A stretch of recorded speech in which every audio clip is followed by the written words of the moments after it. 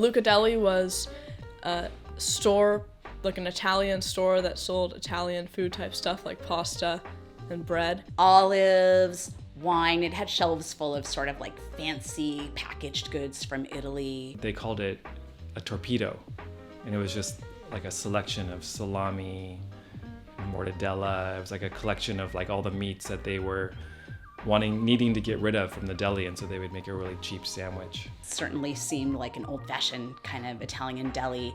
And I remember I used to go there to buy ravioli all the time. You could buy it frozen, and that was a really nice treat to take it home. They made it right there. They would give kids breadsticks like for free when they went there, so that was always really nice. So I loved going in there because I'd get a breadstick. It felt like kind of taking a step back into the past a little bit, like an old-fashioned place, because of the way that the workers all seemed to be family. Everything was wrapped up in paper, and it was very, old world that way.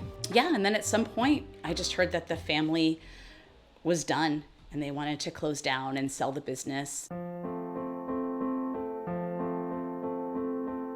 I was really sad to hear that they were going to shut down. I was glad that it seems like it was like the people who had run it wanted to shut it down, so it wasn't like something that happened out of their control that they weren't okay with, but it was like a choice they made. And then after a while, some strange things started happening there.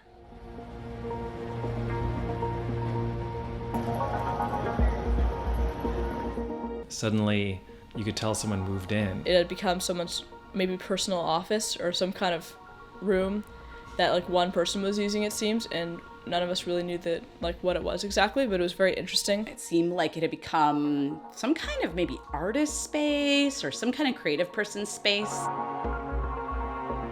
He took down the walls, and so you saw the bare walls, like the lath and plaster behind the finished wall. He took that all down. We'd see this man sitting there sometimes working, and he had everything arranged in a very interesting way. Like he had books and posters. Records started to appear and bookshelves, and it was all very curated. Like you could definitely see, we'd position things to be seen from the sidewalk. And he'd even leave, I think, a couple lights on at night, so you could still see at night, like sort of what it looked like in there. And it always looked very purposefully put together, and just so. And then one day the floor disappeared, and you could just see the dirt below. I even remember at one point seeing almost like rails laid. They almost looked like railroad tracks laid like along the whole store, and I wasn't sure what that was going to be for.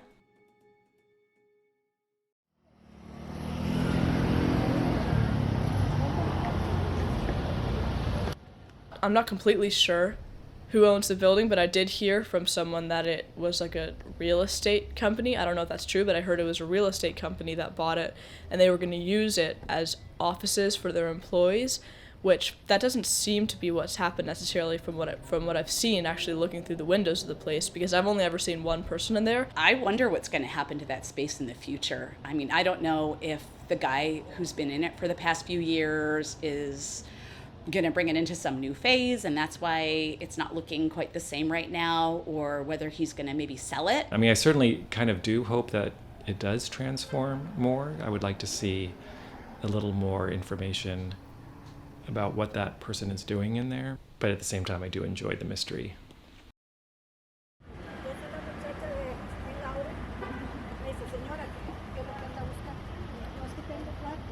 Yo no sé por qué.